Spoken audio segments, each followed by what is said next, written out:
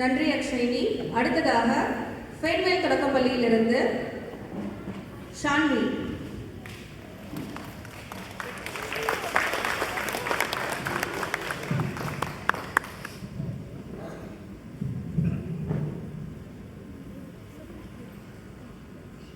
அவைதனிலே வீட்டிற்கும் ஆன்றோருக்கும் சான்றோருக்கும் என் போன்றோருக்கும் இனிய வணக்கங்கள். எனது பெயர் ஷான்வி சந்தனா. நான் ஃபெயின்வேல் தொடக்கப்பள்ளியிலிருந்து வருகிறேன். இப்போ நான் சொல்ல போகும் கதையின் தலைப்பு விவசாயம் கடவுளும். ஒரு ஊரில் ஒரு விவசாயி இருந்தார். அந்த விவசாயி கடவுள் மீது மிகப்பெரிய கோபம். என்ன கோபம் என்றால், அவர் நினைத்தார் கடவுளுக்கு விவசாயத்தை பற்றி ஒன்றுமே தெரியாது.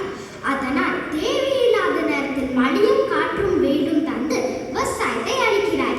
அந்த விவசாயி கடவுளிடம் சொன்னார், உனக்கு விவசாயத்தை பற்றி ஒன்றுமே தெரியாது.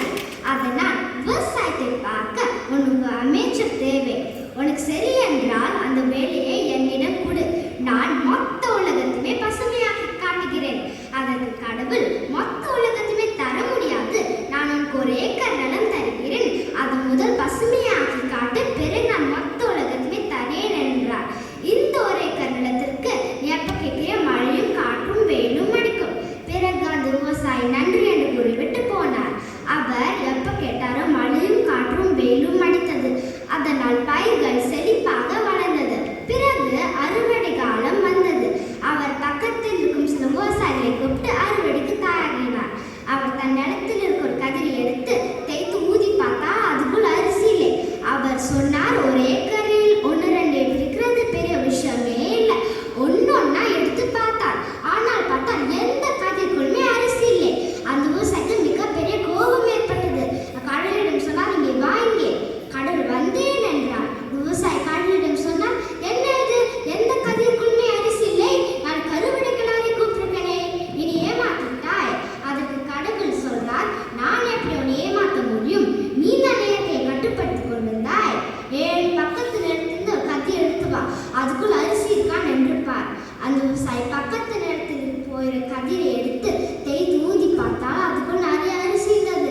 அந்த விவசாயி சொன்னார், நீ ஏமாத்திட்டாய், நீ ஏமாத்திட்டாய். அதற்கு கடவுள் சொல்றார், எப்ப எதிர்பாராத நேரத்தில் மழை பெய்கிறதோ, எப்படி அளவுக்கு தண்ணி எடுக்கிறது என்று பயிர்கள் கற்றுக்கொள்ளும். எப்ப எதிர்பாராத நேரத்தில் வெயில் அடிக்கும் போது தன் வேரிலிருந்து எப்படி தண்ணி கண்டுபிடிக்கிறது என்று பயிர்கள் கற்றுக்கொள்ளும். எப்ப எதிர்பாராத நேரத்தில் காற்று அடிக்கும் போது காற்று அடிச்சுட்டு போகாம எப்படி தன் வேர்களை இன்னும் ஆழமா ஊடுறது என்று பயிர்கள் கற்றுக்கொள்ளும். ஆனா அதை விட்டுட்டு சொகுசாக வளர்த்தால் நிச்சயமாக அந்த பயிர்கள் பாழாகி போய்விடும். இந்த கதையிலிருந்து என்ன தெரிந்து கொள்றோம் என்றால், சோதனைகள் கடந்தால்தான்